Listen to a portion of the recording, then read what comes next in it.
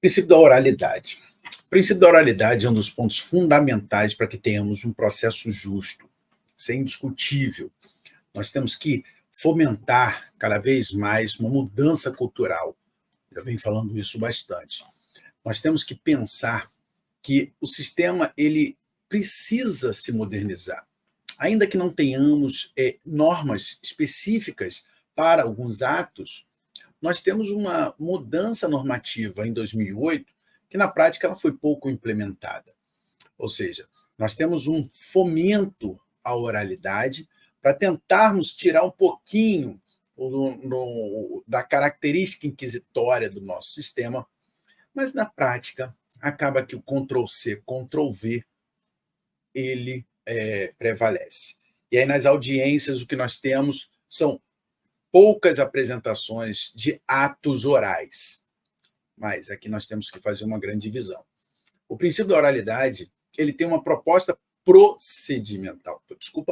processual, o que diz respeito à atividade de atos de processos orais. Por exemplo, alegações finais orais, decisões orais. Mas também tem o seu viés probatório, que diz respeito à produção de prova oral. Eu venho trabalhando bastante a oralidade na prática, não só no aspecto teórico. Eu venho trabalhando bastante na prática o que a defesa precisa fomentar no que diz respeito à atividade de atos orais. Uma litigância estratégica em juízos orais. Mas um dos pontos é o princípio da imediatividade, pouco refletido por todos nós. Nós temos que repensar o princípio da imediatividade, que naturalmente decorre do princípio da oralidade. Volto aqui ao meu livro, Valoração da Prova Penal, que eu já enfrentei essa questão de forma mais profunda no que diz respeito à oralidade na prática e, principalmente, o princípio da imediatividade na prática. Eu destaco alguns pontos, mas, principalmente, vou ler rapidamente para vocês. Tem um parágrafo na página 411 que eu indico da seguinte forma. A afirmativa anterior serve para ratificar que a imediatividade não pretende, por si só, assegurar uma perfeita valoração da prova, tão somente pela proximidade entre elementos de prova e o julgador. Esse é o ponto. Pessoal, a imediatividade não é só o destino da prova a quem vai julgar, mas sim, e talvez principalmente, aqueles que vão produzir a prova. Por quê? Continuo. Por outras palavras, a imediação não indica apenas a defesa do processo psicologista da valoração da prova, muito defendido pela concepção da filosofia da consciência.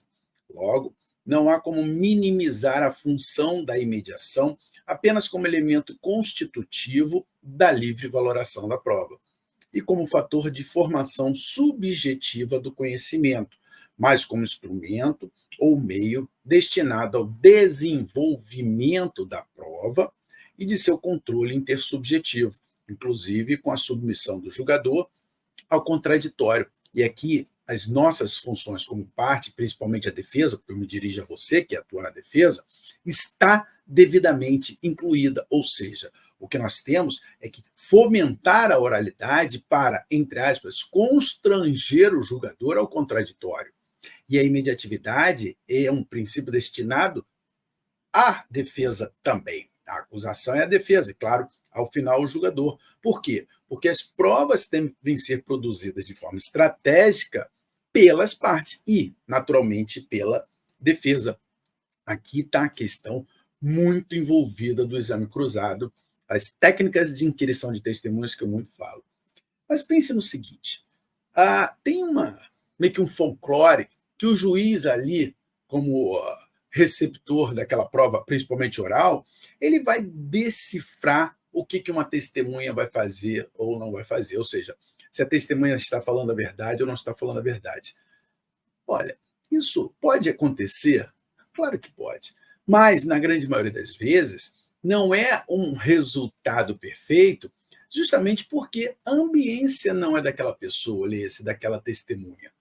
E o julgador, a julgadora, seja togado, seja leigo, ele não possui um conhecimento científico para decifrar essas reações das pessoas. Por isso eu digo o seguinte: primeiro, são habilidades não tecnicamente reconhecidas, mas apenas apoiadas pela autoridade e institucionalização do julgador. Depois, porque a proximidade entre uma testemunha e o julgador, naquele pequeno intervalo de tempo e nas condições formais e completamente inéditas para o declarante, para a testemunha, não condiciona a naturalidade das suas expressões.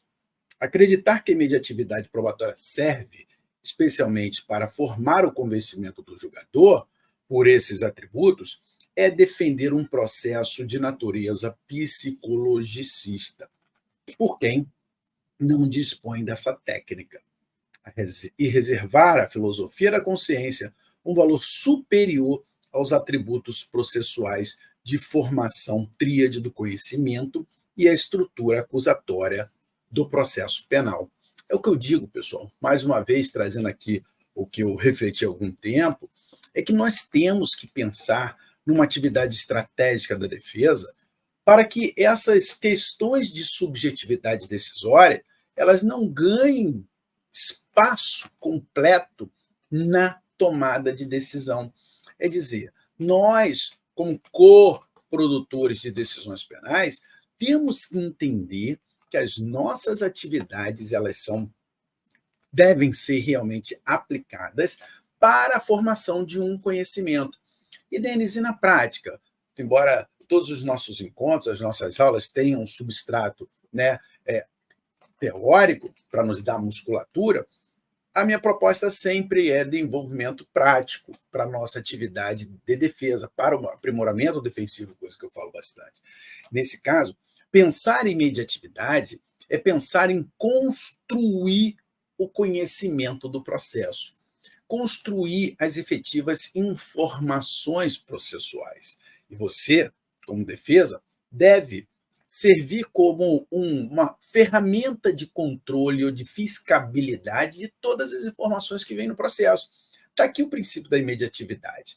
O princípio da imediatividade não é estruturante de decisões penais exclusivamente pelo julgador, mas é estruturante de decisões penais em que todos ali estão envolvidos na formação do conhecimento. Por isso, sempre falo, as técnicas de inquirição de testemunhas, estratégias definidas pela defesa em audiência, devem ser o ponto-chave para você que atua na defesa. Até porque, se eu falo em oralidade, e dou esse destaque, porque a oralidade acaba alterando o sistema processual penal de inquisitório para acusatório, de maior grau de adversariedade, é justamente nesse ponto que a gente sempre afirma que a audiência é o coração do processo e de formação do conhecimento.